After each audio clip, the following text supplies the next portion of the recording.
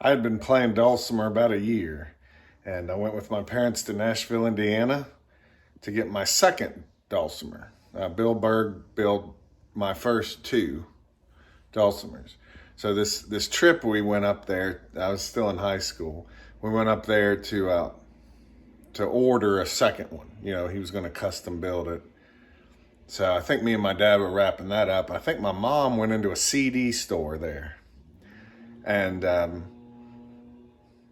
when we met up with her, she said, hey, this fella in the store said we should probably buy this. And it was a CD by David Schnaufer called Dulcimer Player Deluxe. It was a combination of two of his early cassettes, earlier cassettes. Well, on this CD, he had a dulcimer. And I always used to stare at the back of that CD case. It had him sitting on the back of a pickup truck, I believe, with a dulcimer in his lap. So I would listen to those tracks for quite a while after that, trying to figure out what in the world he was doing. I kept looking at that dulcimer, you know.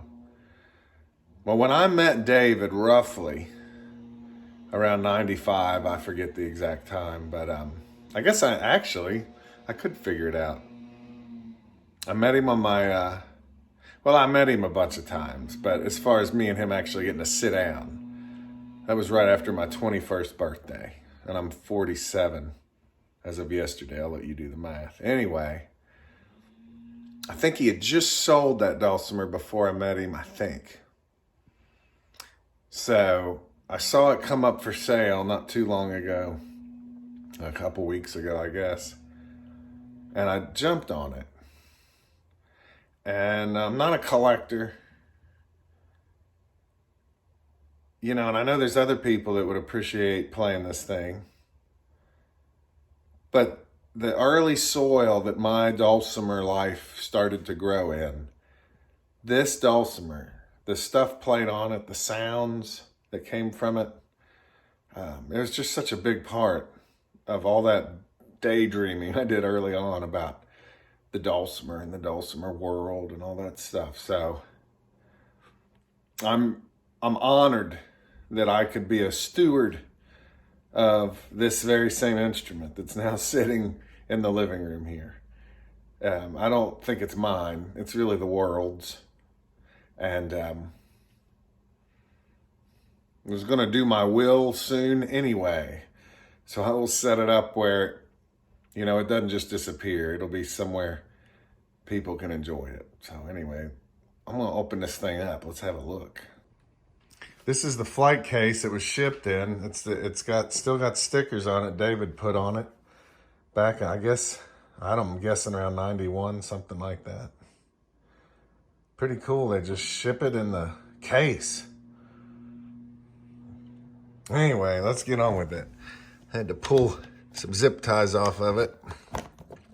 A little bit of that FedEx tape, had to pull that off. You know, his birthday is on September 28th. Mine is September 29th. So this is just a cool thing to open up the day after my birthday. So here we go. This is pretty cool. Doesn't open that way. There it is. Whoa. There we go. There it is. Made by Moses Scribner. I'll have to make sure I'm saying that right and spelling it right. I mean, this is history, y'all. This is way bigger than me. David Schnaufer's one of his main dulcimers. I think later it was recorded by Mark Howard. You can look him up. He's an interesting guy. I think they combined microphone and pickup. Look at that. The folks I bought it from included this. So that Dulcimer Deluxe, I think that might be his. I think he had a Bonnie Carroll there. No. Well, maybe, I guess, nah, I think he built that one. I'm not sure, to tell you the truth. But I know him and Bonnie were building dulcimers together at some point. Here's Dulcimer Player. And that has this dulcimer on it, which is pretty neat. That's a fantastic photo. So if you have the Dulcimer Player Deluxe CD, I guess it's a combination of these two. I think there's 1 or 2 tracks that didn't make it to the CD. Now this Dulcimer Sessions, it's also got the Moses Dulcimer there. We need to learn more about this Moses Scribner. I think he did some work for John Prine and some other folks, so I'm going to do a little digging. Vince Farcetta knows quite a bit about all this. I got to get hold of him. And I think shortly after this Dulcimer Sessions, I think Schnaufer switched to that McSpadden. Because I remember he had just got it, and I said, well, I want to order what you got. We had Dan Blom in Fairview, Tennessee set him up. One of the first things I do with this, I'm going to take this to Dan Blom and get him to look it over. And whatever it needs to be playable. This ain't a wall hanger. I think at some point instruments maybe need to be kept away from playing hands, but if this thing needs any repairs, let's say it has loose braces, cracks, I'm hoping these tuners are original and they're in good shape. If we need to put new frets in or do a fret job on it, we'll do it. It's real interesting looking at this. Look at that. You know, he did a lot of 4 equidistant. That's one of the main things I want to hear on this instrument. All the cool finger picking he did in D-A-D-D. So he would space out the 4 strings equally. Capo at 4. Notice on the fret pattern, we've got up here's 14. I don't want to touch it yet. 14, 15, 16, 17, 18.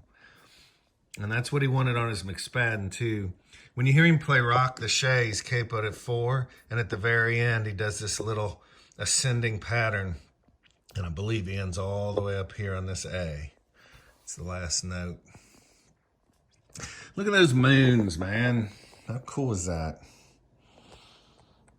I don't typically have, I just don't know a lot about what makes a fancy instrument fancy, but it's got a glossy look to it.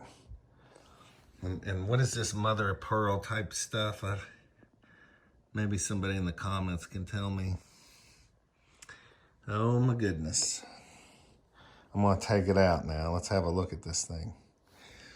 Let's see. This is interesting. What's this? Huh. You know, David always used a pencil. He wanted a little powder graphite.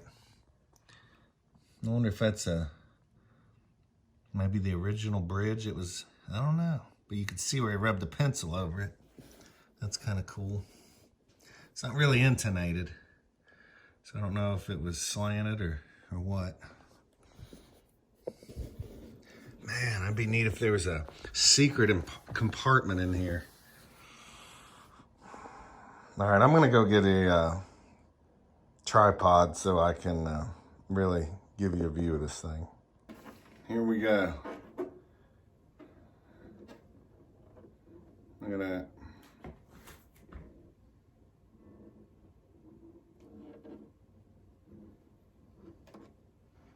Pretty cool. Yeah. I'm taking my time with this video, y'all. I'm not in a hurry. So one thing, check out these arches. I could be wrong, but I think David would get one of those capos where it's got that elastic you kind of wrap around or something. I don't know for sure. At some point he used he used different capos. But here you could get it at 1 and 3 and 4 with one of those where you wrap it around. if you smell it. Smells like an old house. I know when David had it, it probably smelled like cigarette smoke a little bit. It smelled like the road, I imagine. I make up in my mind.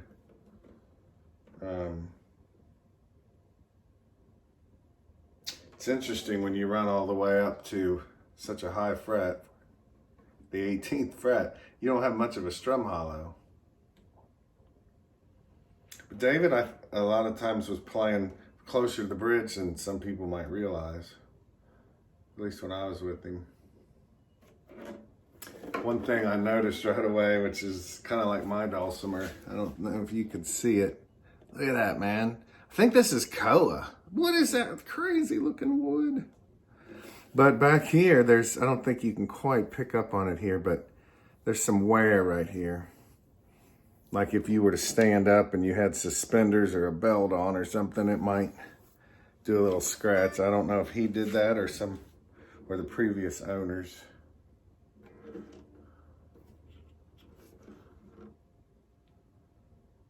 So down here you can see we got a pickup in there. I know it's some kind of piezo style. I don't know if it's a bags. At one point he told me he had a custom pickup that was the same used by James Taylor. I don't know what dulcimer that went in. That might have been that black teardrop McSpadden. Now here's one thing you'll want to take notice of. We've only got 3 strings on here. Well, when David was in concert, he had a double melody string, and then he could tell a couple stories, and when he was done, he had loosened 2 of them, moved them, over to the middle. So he had 4 equidistant. So during the show, he could switch, and the 4 equidistant was for the finger picking. As far as I know, that's what he did with it. So I got to figure out what gauge is going here. I got to get a hold of Vince Farcetta, see if he remembers anything. If Dan Blom ever did work on this, he might have a file on it, or you might have a memory of the gauges. These tuners say made in Germany. So these are the, I think these are now made in Asia, the same brand, and I'm not sure. Goto, Schuler, I forget. I'm just not one of these people who remember things like that. I mean, I love this head. It's real simple. Got a little wabi-sabi going on there. I like it. I like that star.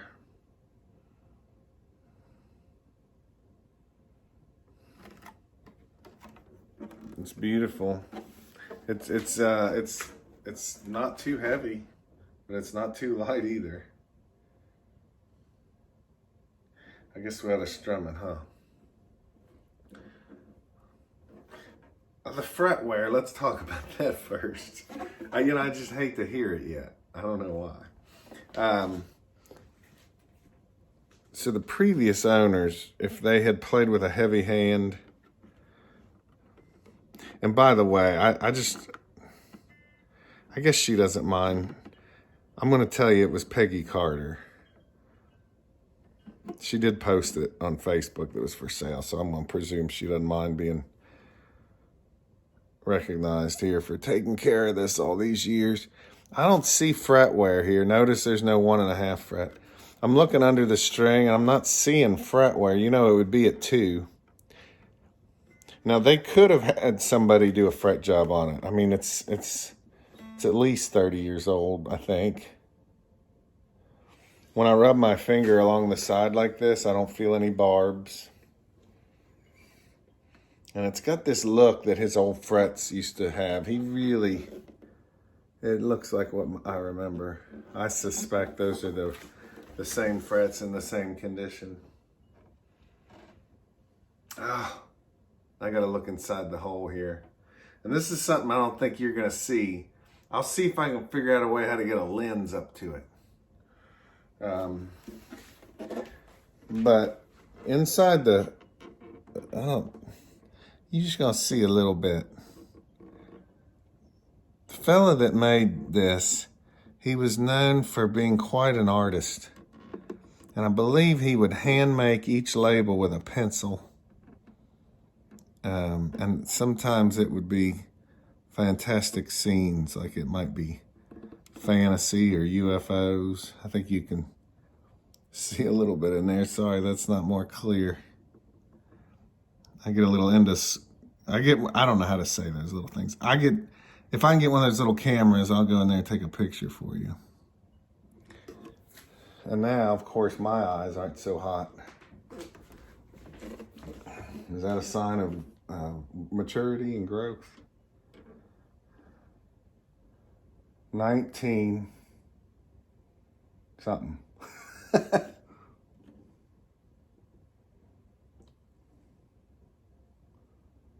Well, you know what's interesting? Moses Scribner. It's so hard to find out stuff about him. I think his first name might have been Michael, because I think I'm seeing a Michael. I think his nickname might have been Scrivner. I'm having a hard time finding a year. If you're looking for a fast video today, this ain't it. Let me turn this light on here. Let's see what we get here. There we go. My dad always used to say, let's shed a little light on the subject.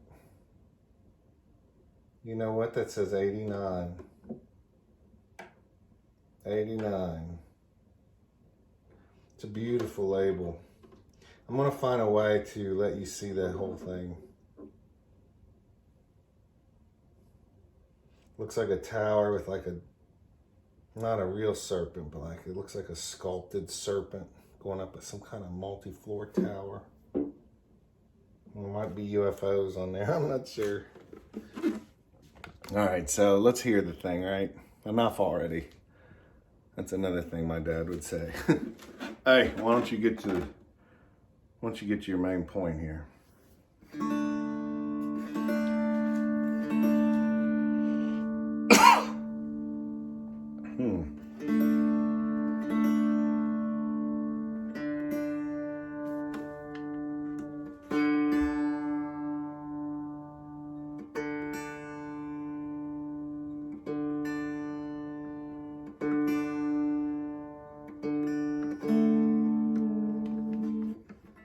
That's how David would tune.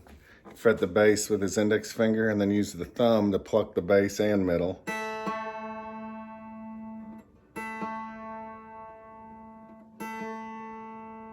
And I think I remember his thumb coming over and lightly touching the melody so it could not ring.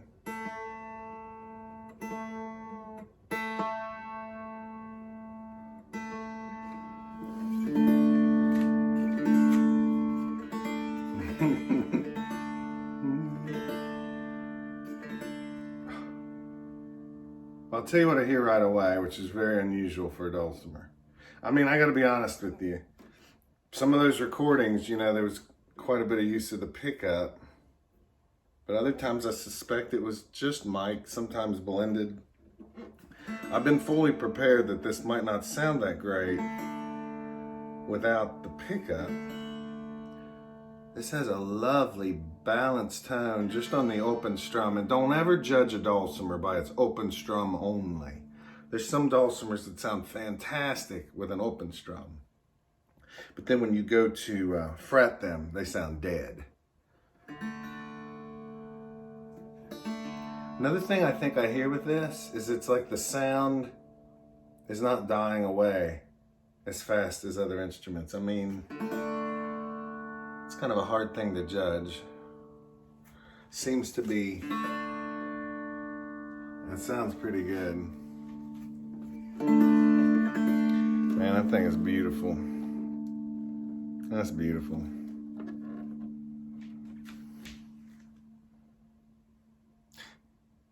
That's just something else, man.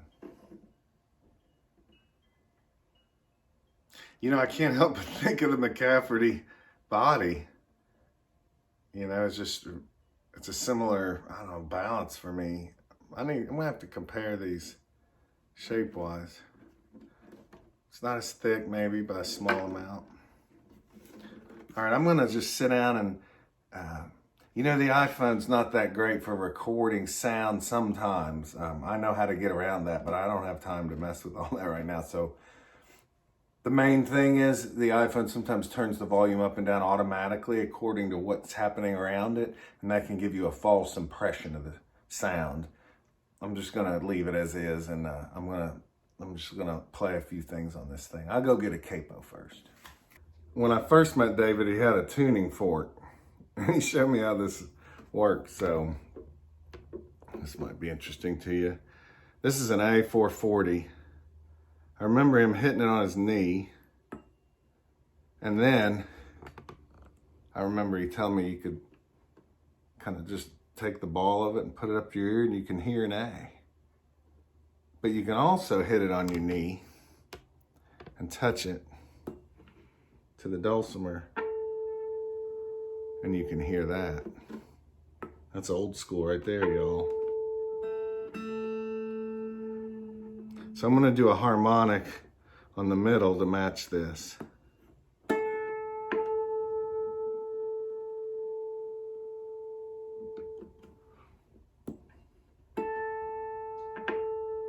That's close enough. Now we're gonna tune everything else to that middle string.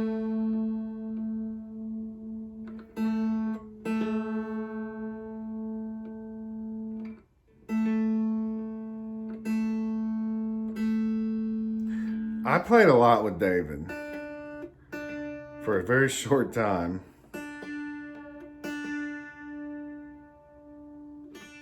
I think I about seriously wore him out a little bit. I was very young and full of a lot of energy.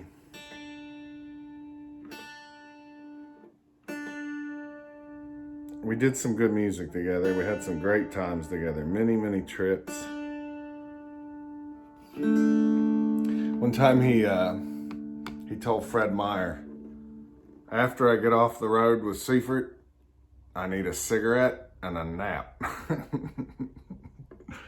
I mean, you know, he once told me he had hoped that I would be able to help him get organized. But I think we were a lot alike in that we just wanted to play.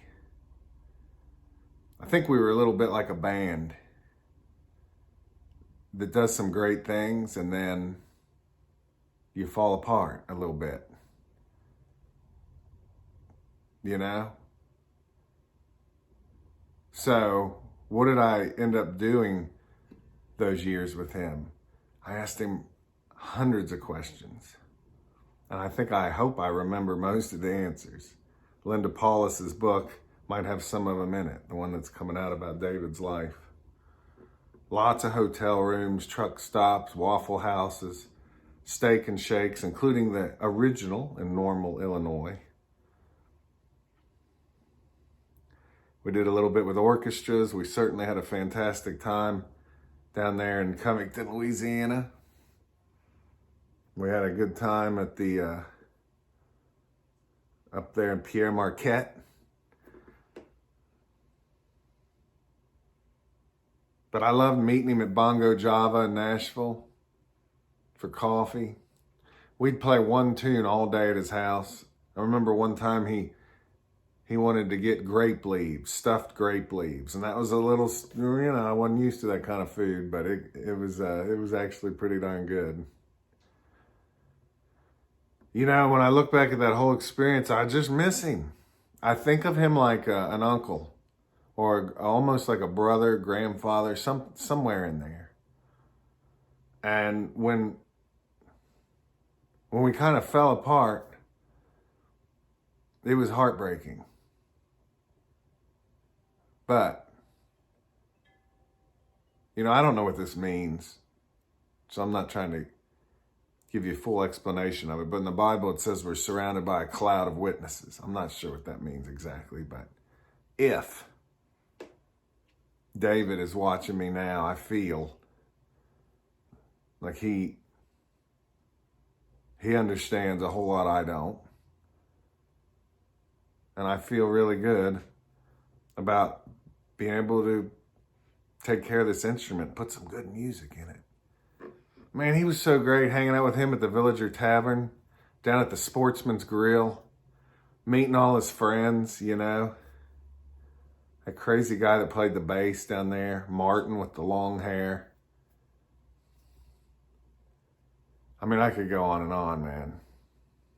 I remember once we were standing outside a coffee house at like 8 in the morning, a whole bunch of musicians. It was like a Tuesday morning or something.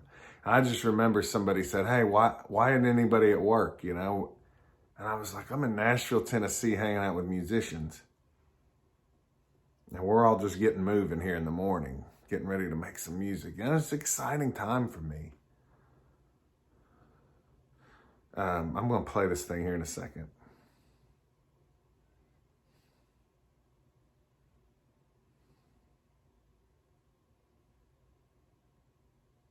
I think the hard thing for me was to transition from all that to thinking I wanted a family and trying to figure out how to do all that. And I didn't exit that situation gracefully. I think there were some misunderstandings. It seems now, looking back, I think this is the kind of thing that happens in life. I'm absolutely a fan of David Schnaufer. His music, his story, his stories, his time in Nashville. What an amazing time in the 80s, early 90s. Let's hear this thing. Let's hear this thing. I love him.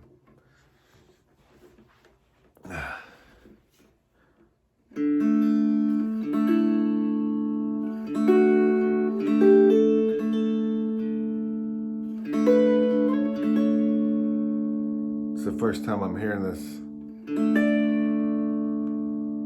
All right. He was very good to me. I wish I could have been more responsible, more helpful.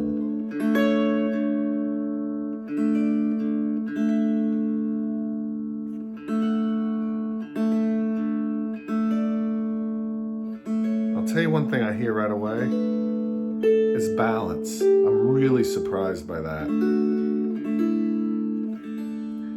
I've played a couple dulcimers made by this fella, but they've, you know, like one was, I guess Lloyd Wright's got one that's like, it's kind of like a ginger, you know, like a little one. I played one that was somewhere between this, you know, just different sizes. I don't think I've ever played one of the normal ones.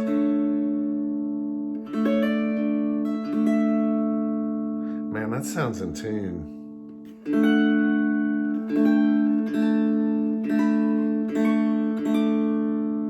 Now this is, I don't know how old these strings are. I'm gonna use a micrometer and measure this because it sounds pretty good. I'd like to know what's on here. I'm gonna ask Peggy if the strings were ever changed. It would kind of be cool if these were original. All right, so this is, this actually is special. Why am I saying it like that? You know, because I didn't know what I was going to get. I mean, I heard it. I know he loved it. I know at one point he dreamed of getting his hands back on it at some point. You know, judging tone is so hard to do. I think about these wine tastings where there's cheese in between to cleanse your palate. I've noticed that with instruments. You pick up a second instrument, and it usually just sounds bonkers. You have to sit and play it for a half hour. And then it's like you start to acclimate to it. This is very true. I will say I've been playing that McCafferty, I've been playing McSpadden's, I've been playing a Rockwell and other dulcimers. The McGowan. There's some other ones out there. I mean, if I'm not mentioning you, don't take it personally. I just can't. But let me just say, those are the ones that come to mind. And this one right here is in the neighborhood of those. So I don't feel like there's a big acclimation having to go in here. I've been playing the McCafferty a lot lately. Yeah, this is nice. So what was I saying? It's that, it's so hard to judge a dulcimer sound. I've been working on it for years, right? And I thought, won't it be neat when this thing shows up to see what these slightly older ears now hear after having played all the dulcimers around the world, you know? All right, let's get back to it. Let's hear this bass string.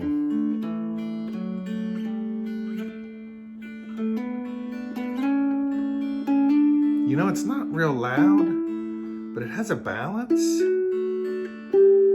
Some dulcimers don't need to be so loud. I wouldn't say it's quiet.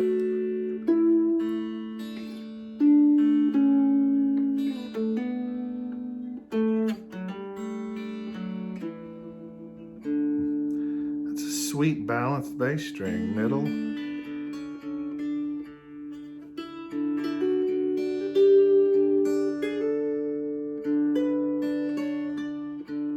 It's pretty in tune. The action is quite lovely. I'm sure if it had a higher action, we'd probably get this sounds good, y'all. You know, the sad thing is there's just not many of these from this builder in existence. If you have one, would you write me? Maybe we should do a page where we share pictures.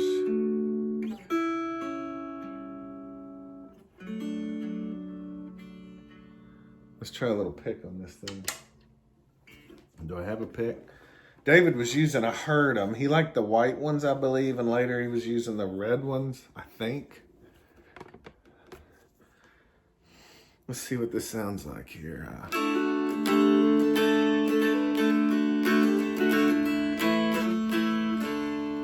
Put a little nose oil on there.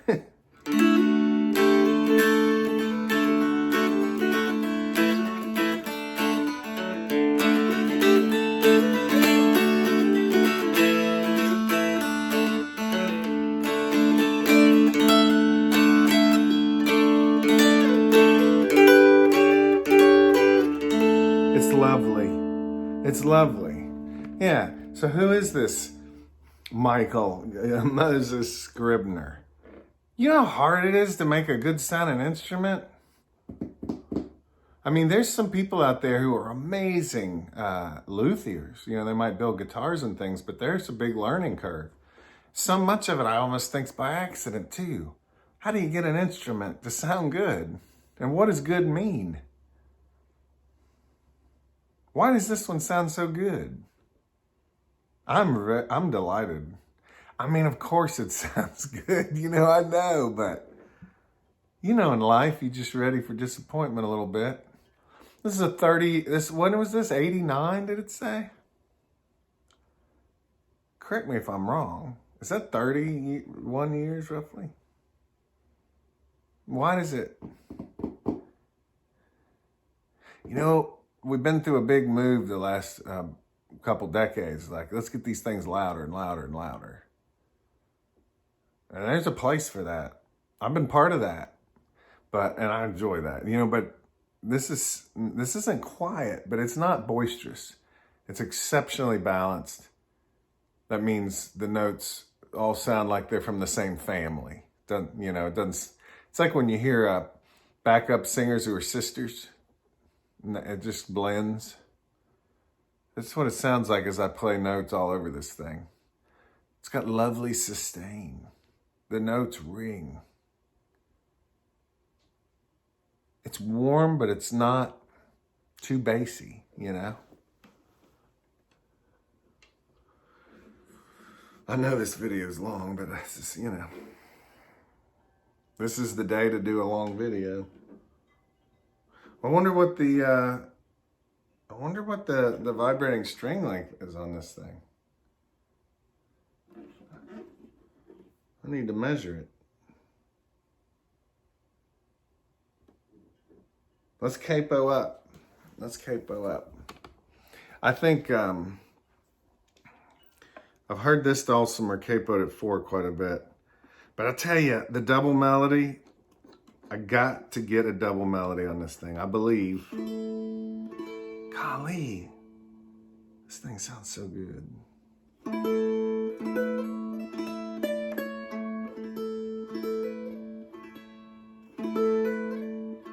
I can't help but wonder if some of the builders, including some of my most favorite that have learned how to get these things to be louder, I wonder what would happen if we took them now and just made them vibrate a little less. Would we get some of this sweetness? You know?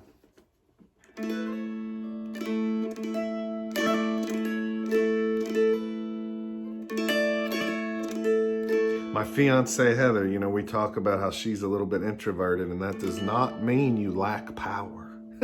You know? All right, guys, this thing sounds good. Of course, cognitive dissonance might be kicking in here, you know. This is,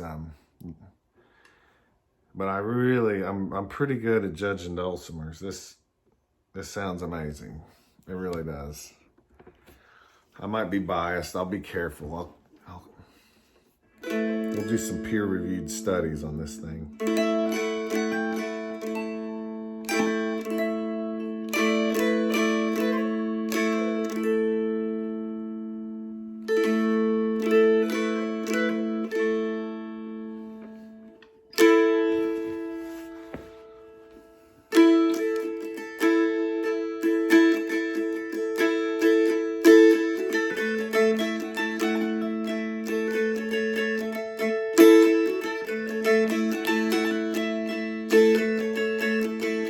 Wow.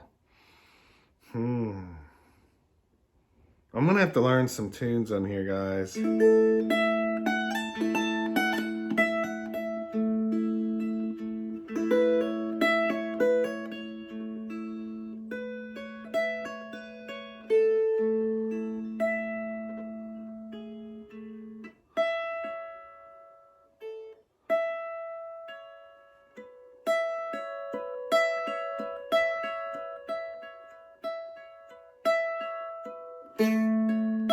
Yeah, I'm gonna have to learn some. I'm gonna have to break out the Schnaufer records.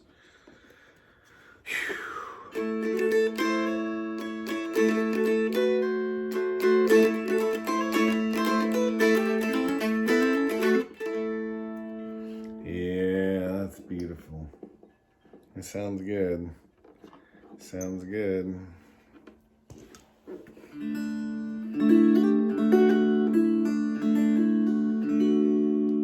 So one interesting thing I'm seeing is, right, I can kind of see where I suspect his capo went, or somebody's did. Pretty neat. I wonder what's been done to this thing, if anything at all. It's been loved. Thank you, Peggy, for taking care of this thing. I want to check out the, maybe I'll let you do it. How's this fingerboard look? Let's see, get it up to the lens. Can you see down it? We got any warping going on? You know? A little hard to tell. What do I see here? I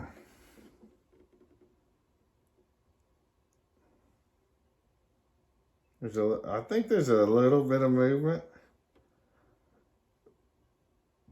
But there's nothing crazy happening.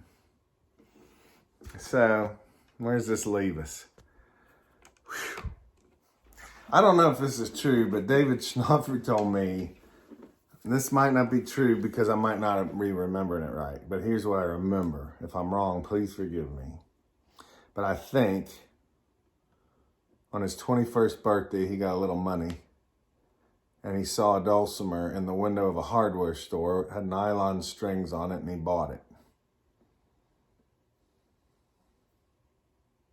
I think that was on his 21st birthday. So he was born on September 28th. I was born on September 29th. Right? So in 1973, possibly,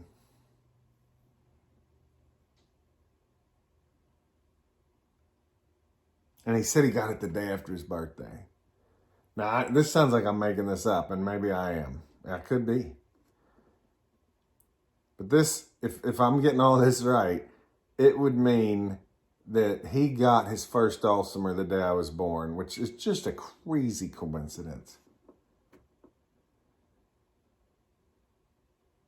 And what's interesting is even though I'd seen him in concert and I'd said hi to him a couple times, but when I moved to Nashville, I actually got to sit down with him and have a meal and have a jam and all that. But right before all that happened, I got to see him at the Station Inn. He had a black McSpadden hourglass. He also had, I believe, and he also had a Black Mountain electric dulcimer that he'd really had worked up and cleaned up and everything. That was my 21st birthday. A friend took me to see David Schnaufer on my 21st birthday. And exactly 20 years to the day before that, he got his first dulcimer. You know? And that album that I listened to so many times, this is the instrument. That's nuts. So where we go from here? Well, I'm gonna take a little time and I'm gonna start listening to those records again. Mostly the Dulcimer Player Deluxe CD. I mean, I know the tunings, the capo positions, the different dulcimers. I often would back him up on that stuff, so I wasn't exactly playing his part. He was. I was backing him up, but I asked him all kinds of questions. I don't really want to learn them note for note because I don't think he'd want me to, is what I make up in my mind. But I want to really get to know this instrument over the next, I don't know, 3 to 5 days, play a bunch of tunes on it, make a list of the things that maybe seem like they might need a little work. I'm going to take them to Dan Blom down in Fairview. He restored the A-Cuff collection in Nashville, and they wanted it all restored to playable condition. It's pretty neat. I'm going to ask him to do whatever this thing needs to travel safely into the future. And as much as possible, I want it set up the way David would want it set up, not me. Which is going to probably mean that the little lower action that I'm used to, not quite, the strings won't be quite as thick as what I'm used to. The intonation sounds pretty sweet, man. So anyway, thank you for hanging out with me during this. It was, the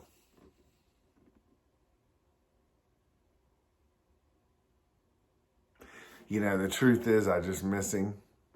I wish we'd played together longer. I wish I had been more responsible, more helpful. I said that already, I know. But I'm going to try to do that now. And, man, isn't that a looker? This is a fantastic kind of birthday for a number of reasons. Thank you very much. If you know anything about Moses Scribner and his instruments, let's all get together. Let's put our information together and share what we can. Thanks very much. I'll see you around. Adios.